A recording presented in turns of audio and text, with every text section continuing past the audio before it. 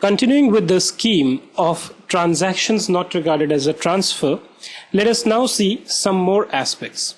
The first one being, I'll just highlight the relevant headings in green. Transfer of following. Okay, and let me now move on to the pencil. Work of art, archaeological, scientific or art collection, book, manuscript, drawing, painting, photograph or print. Now if you remember, or if you just have a closer look at this, these are basically some of the things which are important from a national heritage kind of a perspective, right? So if suppose a person is having any of these things, he's having some work of art, some painting which is, let's say, 1,000 years old, or he gets some kind of an archaeological evidence or survey or some scientific collections. Okay, the government normally want to preserve these things, okay, and these are normally kept in the museums and all these public places, right? So to get these things from the people who actually have them, to encourage them to give it to the government, this is an incentive which is provided. So if you transfer any of these things, and the transfer has to be made to whom? The transferee has to be the government, okay, university, National Museum, National Art Gallery, National Archives, or any other such public museum or institution as may be notified.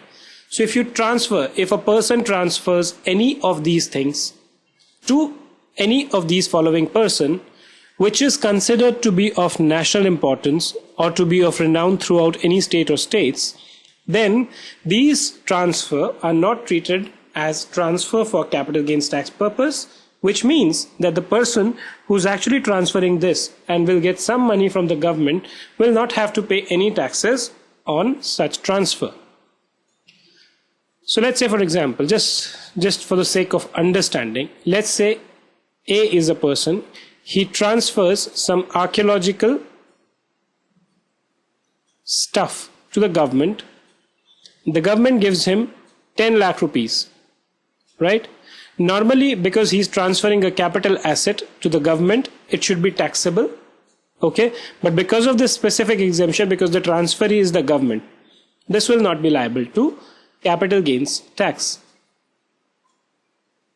right? Second, conversion of bonds, debentures, debenture stock or deposit certificate in any form of a company into shares or debentures of that company. Let me give you an example again here. Let's say, for example, this person subscribed to compulsorily convertible debentures of company X. Okay, these debentures, according to the conditions which they were issued, are convertible into shares of company X, right? So these compulsorily convertible debentures, when there is a conversion into shares, what happens is this person gives away these debentures and he gets shares in the company, which is something like an exchange, right? And we know exchange is a transfer. But under these provision, there is an exemption given that when you do this, effectively, if you see, the value of the debentures and the value of the shares will be the same, assuming the conversion rate and everything is fair, right? So the law says that in such conversions, we are not going to tax it. So conversion of bonds, debentures, debenture stock or deposit certificate in any form of a company into shares, debentures of that company. This is important. So it cannot be that you have debentures of company A, okay, and company A says, look, I own some shares in company B. I will give you these shares. You give me back these debentures. No, that is not exempt. What is exempt is if a company A converts these debentures into its own shares. That is exempt from tax.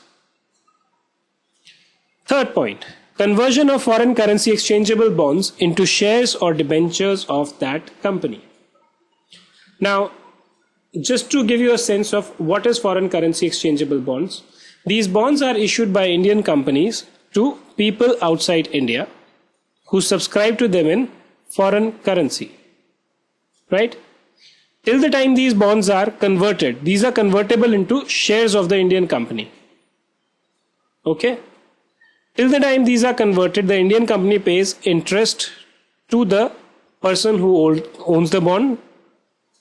Okay.